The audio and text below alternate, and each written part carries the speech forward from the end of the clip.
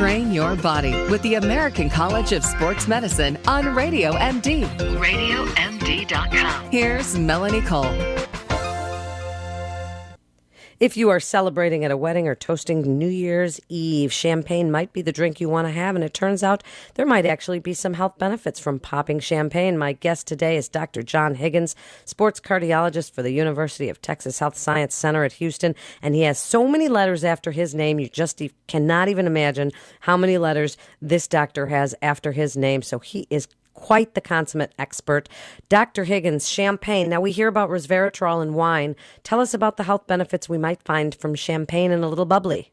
Well, Melanie, first of all, cheers, and thank you for your kind introduction. And yes, I think it is time to be popping the champagne because a couple of new studies have shown that the bubbly is actually good for you in a number of ways. Now, the reason for that, most likely, they believe, Melanie, is that the champagne, 90% of champagnes basically have about two-thirds red grapes, and the grapes that they have are mainly Pinot Noir and Pinot Meunier, which give the body an aroma and that fruity flavor, and they have about one-third Chardonnay, which gives the champagnes their freshness and elegance.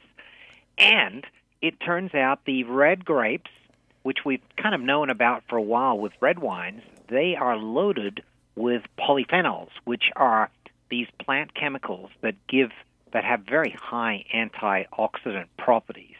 So we think that those effects, as well as some of the effects from the alcohol itself, are doing great things for your body. So, Dr. Higgins, first of all, I love to hear you speaking French in your Australian accent. That is just awesome. Now, you say it's made with red grapes, but champagne is pretty much across the board white. So yeah. You said they use Chardonnay grapes, but wouldn't the red grapes make it pink? Or I know there is pink champagne, but it was white champagne use red grapes too? Yes. What they do, Melanie, a lot of the color comes from the skin of the grapes.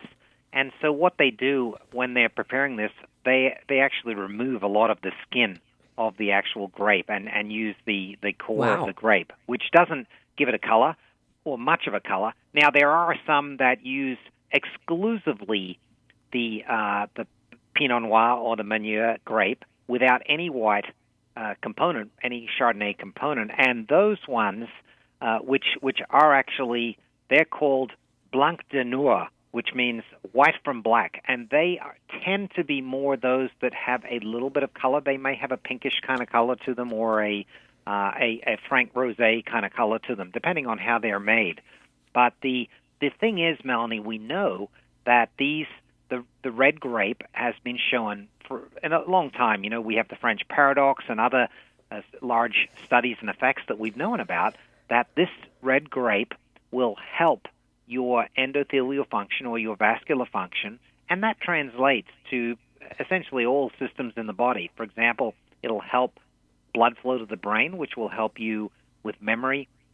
It will help the cardiovascular blood flow, so it'll help prevent blood clots and heart attacks, and it will also help peripheral vascular disease, erectile dysfunction, even, Melanie, improve blood flow to the skin, so your skin has a nicer color and it gets less damage and less cellulite.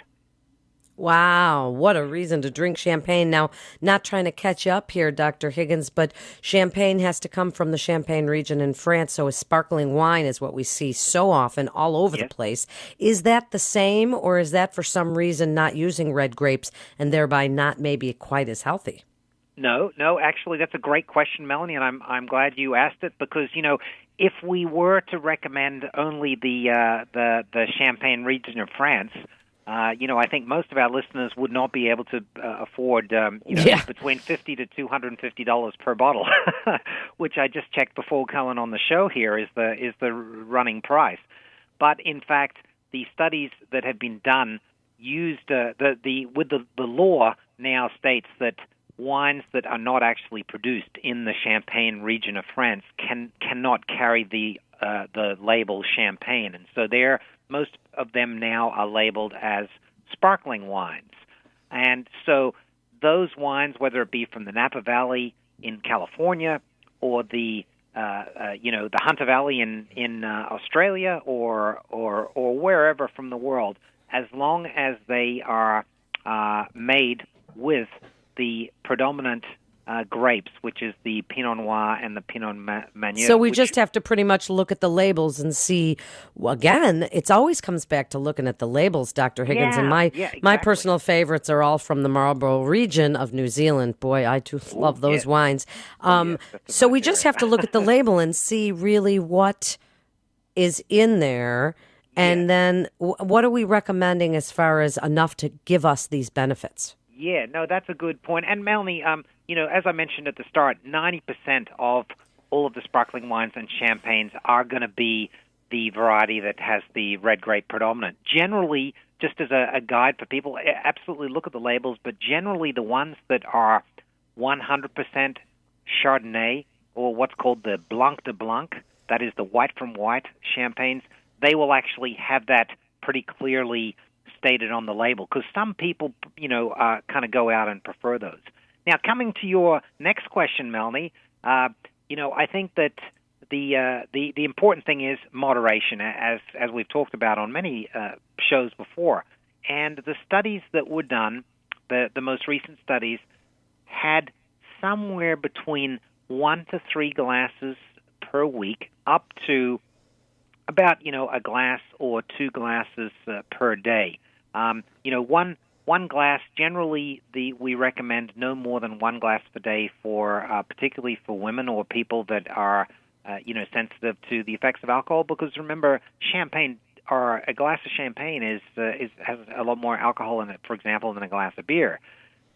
So it does appear that having 1 glass a day or 1 glass every other day looks like it's sufficient to get those polyphenols, the benefits from that, as well as we know that the alcohol itself has a little benefit. But once you start going over that, Melanie, heck, you might forget where you left the bottle as well. That's absolutely right.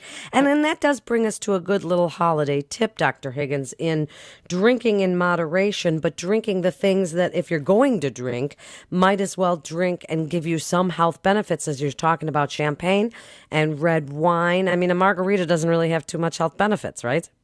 Yeah, that's true, Melanie. We know that in the hierarchy of the health benefits of alcohol, consistently across multicultural and multiple population studies, red wine or red grape-based alcohol beverages tend to come in higher than anything else. Now, if you can't drink red wine, I know some people who get kind of have allergies to red wine, then the next best thing is probably white wine, because the white grape still does have some antioxidant properties.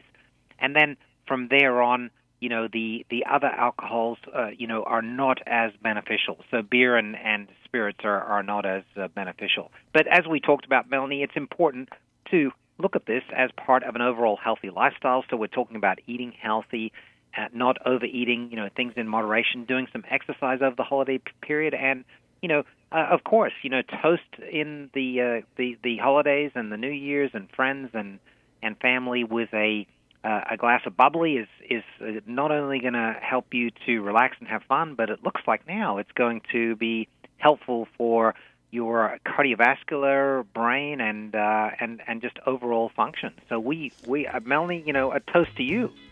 Well, and a toast to you, Dr. John Higgins. Always such a fun guest to have on. And now we have learned from him why champagne might just be good for your health. And if you have to choose in that hierarchy of health benefits from alcohol, red wine, champagne, white wine are certainly top of the list. This is Melanie Cole. You're listening to Train Your Body with the American College of Sports Medicine. Stay well and stay tuned.